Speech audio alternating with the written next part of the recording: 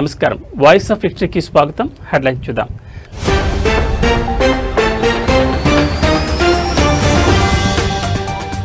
కుప్పం నియోజకవర్గానికి చేరిన Krishnamma జలహారతిచ్చిన CM Chandrababu.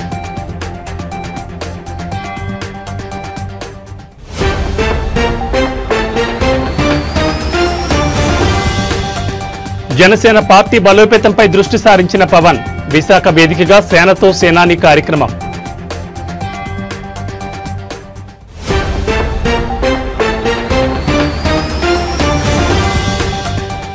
MLA Maganti Gopinath మృతిపై అసెంబ్లీలో సంతాపం. కాసేపట్లో జరగనున్న బీఎస్సీ సమావేశం.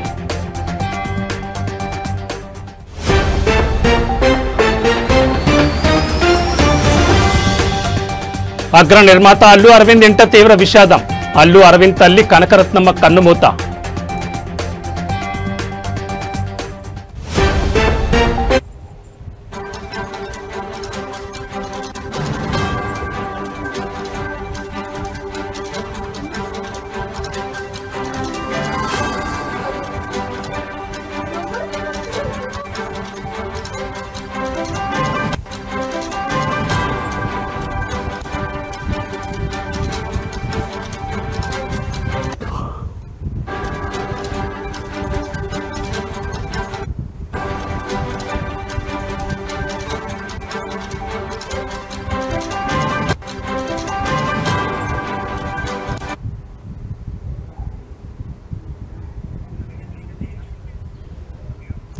బులెటిన్లో బ్రేకింగ్ న్యూస్ చూస్తున్నాం. దేశ రాజధాని ఢిల్లీలో ఘోరం జరిగింది.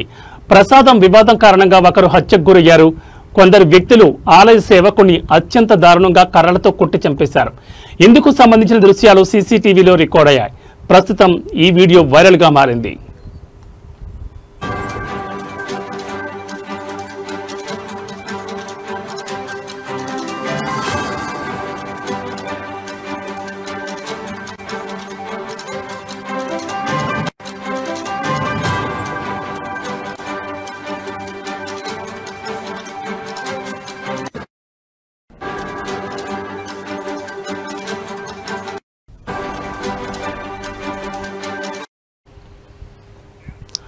ప్రముఖ కల్కాజీ ఆలయానికి కొందరు వ్యక్తులు దర్శనానికి వచ్చారు. సందర్శన తర్వాత ఆలయ సేవకుడు యోగేంద్ర సింగ్ ను ప్రసాదం అడిగారు. అడగగానే ప్రసాదం అందజేశాడు. మరింత ఇవ్వాలని డిమాండ్ చేశారు. అందుకు యోగేంద్ర సింగ్ నిరాకరించాడు. దీంతో గొడవకు దిగారు. విచక్షణ మరిచిన గ్యాంగ్ కర్రలు తీసుకుని ఆలయ సేవకుడిపై దాడికి పాల్పడ్డారు. ఒకరిని చేసి మూకుముడిగా దాడికి పాల్పడ్డారు. అక్కడికక్కడే యోగేంద్ర సింగ్ ప్రాణాలు కోల్పోయాడు. ఇందుకు సంబంధించిన దృశ్యాలు సీసీటీవీలో రికార్డ్ అయ్యాయి.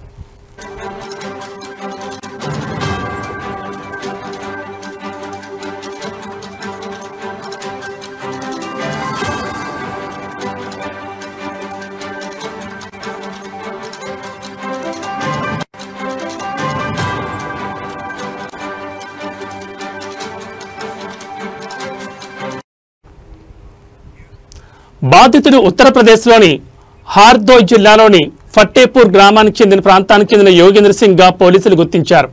గత 14 నుంచి 15 సంవత్సరాలుగా కల్కాజీ ఆలయంలో సేవాదారుగా పనిచేస్తున్నాడు. భక్తులకు ఆచారాలు నైవేద్యాల విషయంలో సహాయం చేస్తూ ఉంటాడు. కానీ కొందరు దుండగులు ఆ కారణంగా కొట్టి చంపేశారు. పోలీసులు కేసు నమోదు చేసి నిందితుల కోసం గాలిస్తున్నారు. స్థానికులు బాధితుడిని ఆసుపత్రికి తీసుకెళ్లినా ప్రయోజనం లేకుండా పోయింది. అప్పటికే మరణించినట్లుగా వైద్యులు ధృవీకరించారు.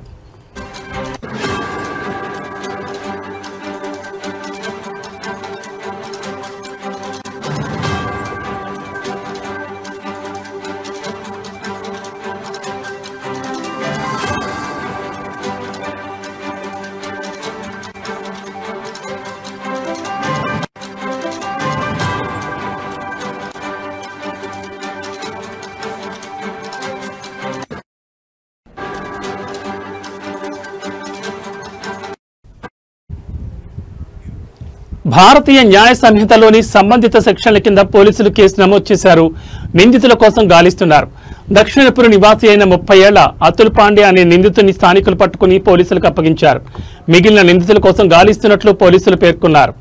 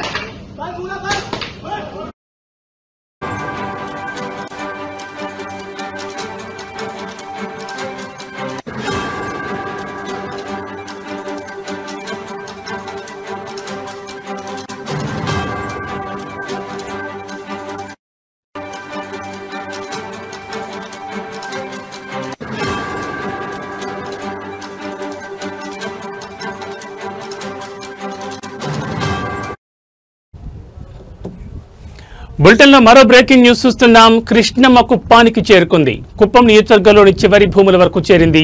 దీంతో కుప్పం బ్రాంచ్ కెనాల్ వద్ద కృష్ణమ్మకు జలహారతి ఇచ్చారు ఆంధ్రప్రదేశ్ ముఖ్యమంత్రి నారా చంద్రబాబు నాయుడు. హంద్రీనీవా కాల్వల విస్తరణ పనుల ద్వారా కుప్పం చివరి భూములకు చేరాయి కృష్ణా జలాలు. ఏకంగా శ్రీశైలం నుంచి 738 కిలోమీటర్లు ప్రయాణించి కుప్పంలో బీడు భూములను తడుపుతోంది కృష్ణానది. పంచె కట్టుకుని సంప్రదాయ పద్ధతిలో కృష్ణమ్మకు జలహారతి కార్యక్రమంలో పాల్గొన్నారు సీఎం చంద్రబాబు. వేద మంత్రోచ్చారణల మధ్య కృష్ణమ్మకు పసుపు కుంకుమ సమర్పించి జలహారతిచ్చారు. ఈ జలహారతి కార్యక్రమంలో మంత్రి నిమ్మల రామానాయుడు, ఎమ్మెల్సీ కంచర్ల శ్రీకాంత్, కుప్పం స్థానిక టీడీపీ నేతలు, ప్రజలు పాల్గొన్నారు. తమ నియోజకవర్గానికి కృష్ణా జలాలు రావడంపై సంతోషాన్ని వ్యక్తం చేస్తూ జై చంద్రబాబు, జై చంద్రబాబు అంటూ పెద్ద ఎత్తున నినాదాలు చేశారు కుప్పం ప్రజలు.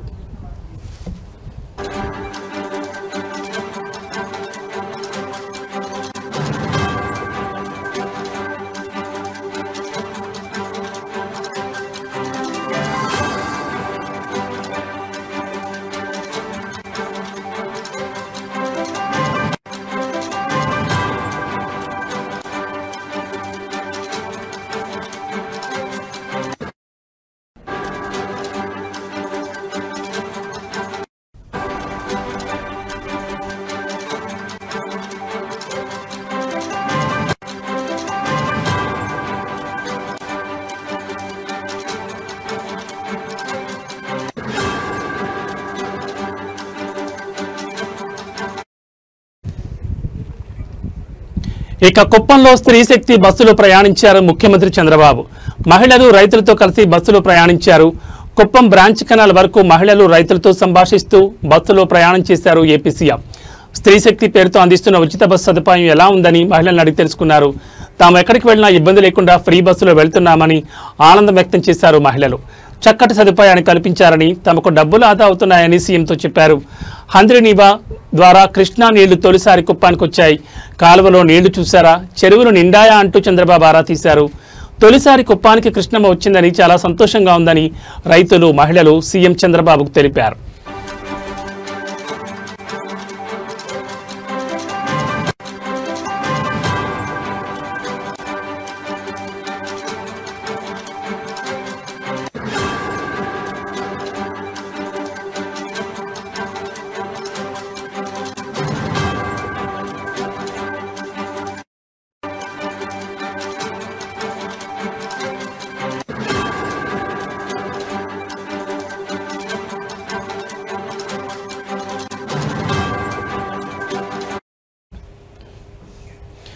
కృష్ణమ్మ కుప్పానికి చేరుకుంది. కుప్పం నియోజకవర్గంలోని చివరి భూముల వరకు చేరింది.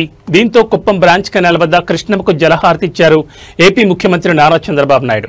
హంద్రీనీవా కాల్వల విస్తరణ పనుల ద్వారా కుప్పం చివరి భూములకు చేరాయి కృష్ణా జలాలు. ఏకంగా శ్రీశైలం నుంచి 738 కిలోమీటర్లు ప్రయాణించి కుప్పంలో బీడి భూములను తడుపుతోంది కృష్ణమ్మ. పంచె కట్టుకుని సంప్రదాయ పద్ధతిలో కృష్ణమ్మకు జలహారతి కార్యక్రమంలో పాల్గొన్నారు సీఎం చంద్రబాబు. వేద మంత్రోచ్చారణల మధ్య కృష్ణమ్మకు పసుపు కుంకుమ సమర్పించి జలహారతిచ్చారు. ఈ జలహారతి కార్యక్రమంలో మంత్రి నిమ్మల రామానాయుడు, ఎమ్మెల్సీ కంచర్ల శ్రీకాంత్, కుప్పం స్థానిక టీడీపీ నేతలు, ప్రజలు పాల్గొన్నారు. తమ నియోజకవర్గానికి కృష్ణా జలాలు రావడంపై సంతోషాన్ని వ్యక్తం చేస్తూ జై చంద్రబాబు, జై జై చంద్రబాబు అంటూ పెద్ద ఎత్తున నినాదాలు చేశారు కుప్పం ప్రజలు. ఇక కుప్పంలో స్త్రీ శక్తి బస్సులో ప్రయాణించారు ముఖ్యమంత్రి చంద్రబాబు. మహిళలు రైతులతో కలిసి బస్సులో ప్రయాణించారు. కుప్పం బ్రాంచ్ కెనాల్ వరకు మహిళలు రైతులతో సంభాషిస్తూ బస్సులో ప్రయాణం చేశారు ఏపీ సీఎం. స్త్రీ శక్తి పేరుతో అందిస్తున్న ఉచిత బస్సు సదుపాయం ఎలా ఉందని మహిళలను అడిగి తెలుసుకున్నారు. తాము ఎక్కడికి వెళ్లినా ఇబ్బంది లేకుండా ఫ్రీ బస్సులో వెళ్తున్నామని ఆనందం వ్యక్తం చేశారు మహిళలు. చక్కటి సదుపాయాన్ని కల్పించారని, తమకు డబ్బులు ఆదా అవుతున్నాయని సీఎంతో చెప్పారు. హంద్రీనీవా ద్వారా కృష్ణా నీళ్లు తొలిసారి కుప్పానికి వచ్చాయి. కాలువలో నీళ్లు చూశారా, చెరువులు నిండాయా అంటూ చంద్రబాబు ఆరా తీశారు. తొలిసారి కుప్పానికి కృష్ణమ్మ వచ్చిందని చాలా సంతోషంగా ఉందని రైతులు, మహిళలు సీఎం చంద్రబాబుకు తెలిపారు.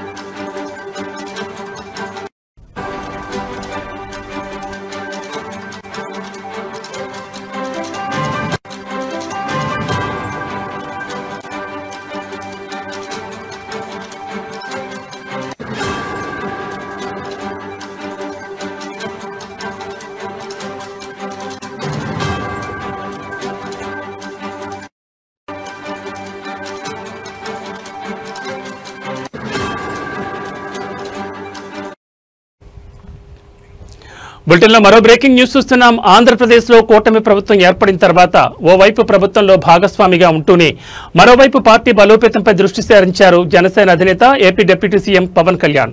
అందులో భాగంగా విశాఖ వేదికగా సేనతో సేనాని కార్యక్రమం నిర్వహిస్తున్నారు. 2 రోజుల పాటు సాగిన ఈ సమావేశాలు ఇవాళ బహిరంగ సభతో ముగియనున్నాయి.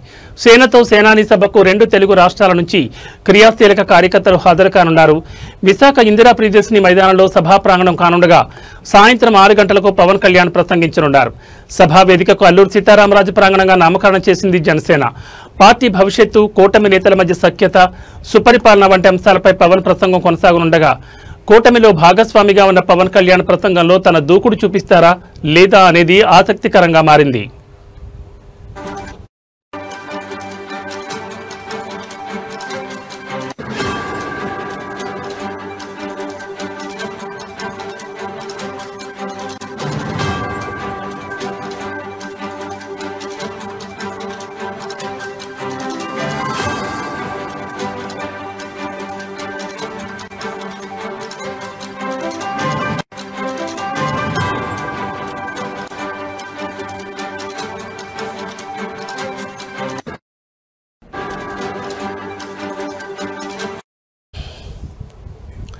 ఇక విశాఖలో 2వ రోజు సేనతో సేనాని కార్యక్రమంలో జన సైనికులు, వీర మహిళలతో భేటీ అయిన పవన్ పార్టీ అభివృద్ధి, రాజకీయ ప్రయాణం, వ్యక్తిగత అనుభవాల గురించి క్లియర్గా మాట్లాడారు.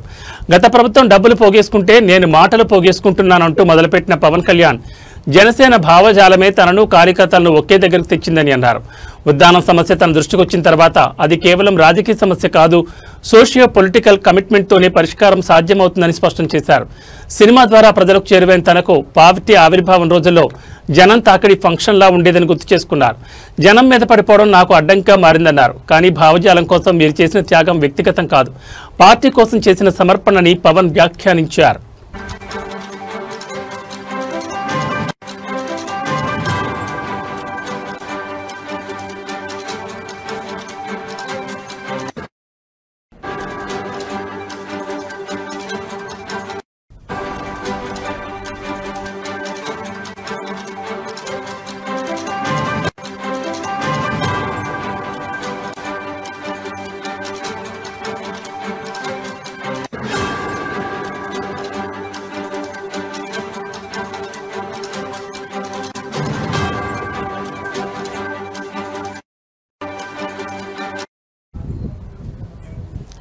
ఆంధ్రప్రదేశ్లో కూటమి ప్రభుత్వం ఏర్పడిన తర్వాత ఓవైపు ప్రభుత్వంలో భాగస్వామిగా ఉంటూనే మరోవైపు పార్టీ బలోపేతంపై దృష్టి సారించారు జనసేన అధినేత AP deputy CM Pawan Kalyan. అందులో భాగంగా విశాఖ వేదికగా సేనతో సేనాని కార్యక్రమం నిర్వహిస్తున్నారు. 2 రోజుల పాటు సాగిన ఈ సమావేశాలు ఇవాళ బహిరంగ సభతో ముగియనున్నాయి. సేనతో సేనాని సభకు 2 తెలుగు రాష్ట్రాల నుంచి క్రియాశీలక కార్యకర్తలు హాజరు కానున్నారు. విశాఖ ఇందిరా ప్రియదర్శిని మైదానంలో సభ ప్రారంభం కానుండగా సాయంత్రం 6 గంటలకు పవన్ కళ్యాణ్ ప్రసంగించనున్నారు. సభా వేదికకు అల్లూరు సీతారామరాజు ప్రాంగణంగా నామకరణం చేసింది జనసేన. పార్టీ భవిష్యత్తు, కూటమి నేతల మధ్య సఖ్యత, సుపరిపాలన వంటి అంశాలపై పవన్ ప్రసంగం కొనసాగనుండగా కూటమిలో భాగస్వామిగా ఉన్న పవన్ కళ్యాణ్ ప్రసంగంలో తన దూకుడు చూపిస్తారా లేదా అనేది ఆసక్తికరంగా మారింది. ఇక విశాఖలో 2వ రోజు సేనతో సేనాని కార్యక్రమంలో జన సైనికులు, వీర మహిళలతో భేటీ అయిన పవన్ పార్టీ అభివృద్ధి, రాజకీయ ప్రయాణం, వ్యక్తిగత అనుభవాల గురించి క్లియర్గా మాట్లాడారు.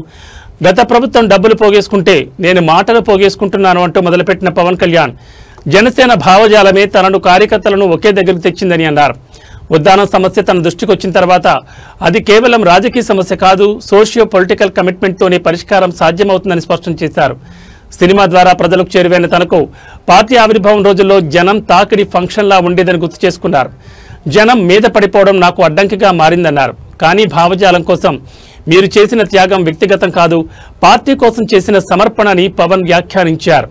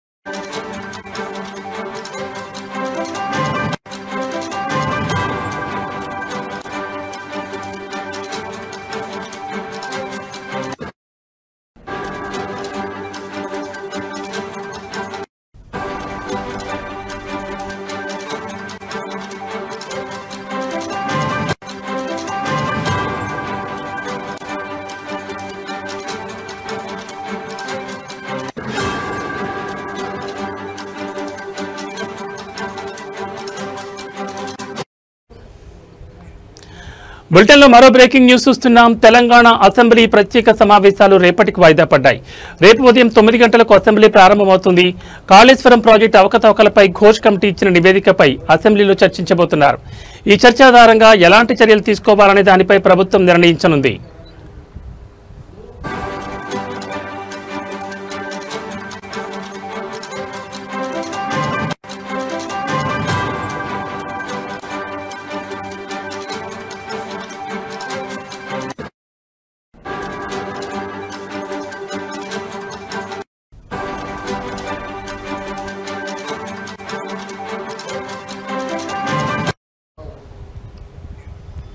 కాసేపట్లో బీఎస్సీ సమావేశం జరగనుంది. ఈ సమావేశంలో అసెంబ్లీ సమావేశాలను ఎన్ని రోజులు నిర్వహించాలి, ఏ అంశాలపై చర్చించాలనే దానిపై నిర్ణయం తీసుకోనున్నారు. శాసనమండలి కూడా రేపటికి వాయిదా పడింది. మరోవైపు బీఆర్ఎస్ ఎమ్మెల్యే మాగంటి గోపీనాథ్ మృతిపై అసెంబ్లీలో సంతాపం ప్రకటించారు.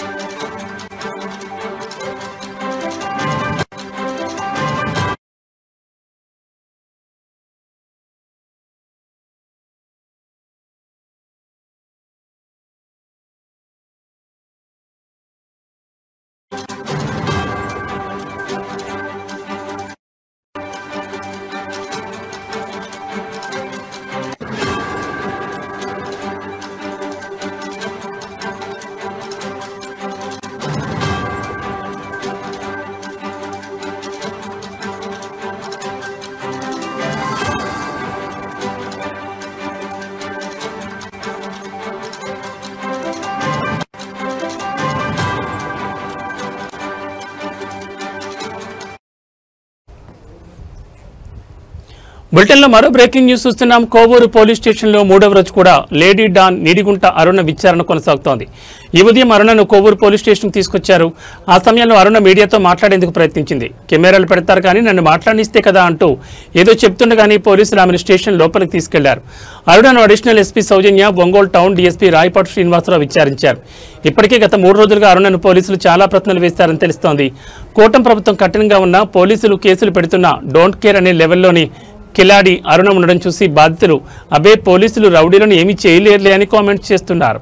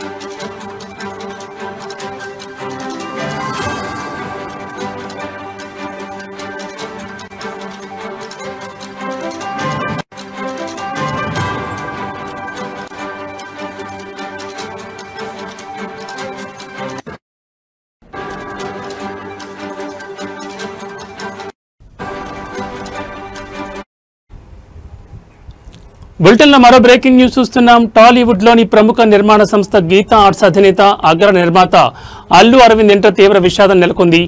ఆయన మాతృమూర్తి అల్లు రామలింగయ్య సతీమణి అల్లు కనకరత్నమ్మ వృద్ధాప్య సమస్యలతో కన్నుమూశారు. ఆమె వయసు 94 సంవత్సరాలు. శుక్రవారం అర్ధరాత్రి దాటిన తర్వాత తెల్లవారుజామున 1:45 సమయంలో ఆమె తుదిశ్వాస విడిచినట్లు కుటుంబ సభ్యులు తెలిపారు.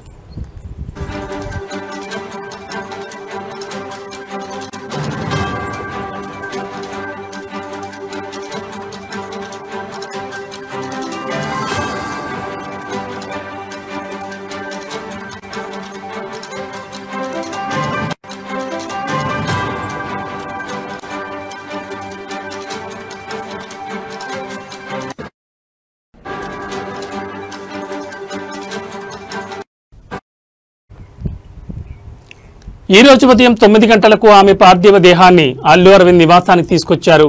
మధ్యాహ్నం హైదరాబాద్లోని కోకాపేటలో కనకరత్నం అంత్యక్రియలు నిర్వహించనున్నారు. ఈ నేపథ్యంలో షూటింగ్ల నిమిత్తం వేర్వేరు నగరాల్లో ఉన్న కుటుంబ సభ్యులు హైదరాబాద్కు పయనమయ్యారు. స్టైలిష్ స్టార్ అల్లు అర్జున్ ముంబై నుంచి, గ్లోబల్ స్టార్ రామ్ చరణ్ మైసూర్ నుంచి మధ్యాహ్నానికి నగరానికి చేరుకున్నారు.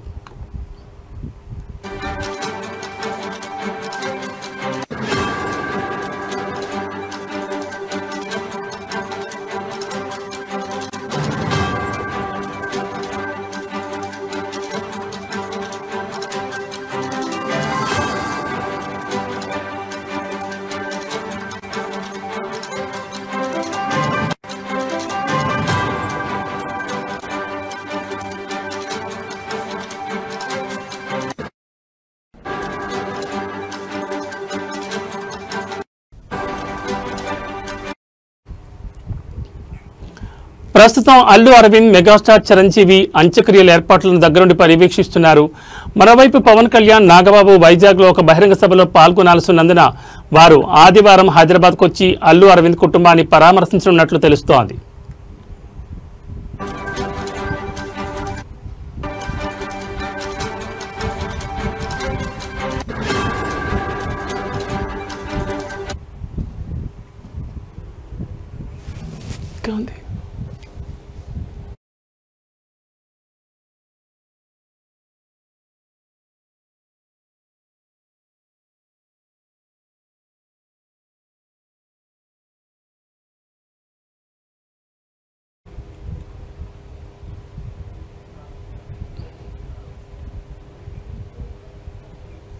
ఇవి బులెటిన్ విశేషాలు. మరో బులెటిన్లో మళ్ళీ కలుసుకుందాం. నమస్కారం.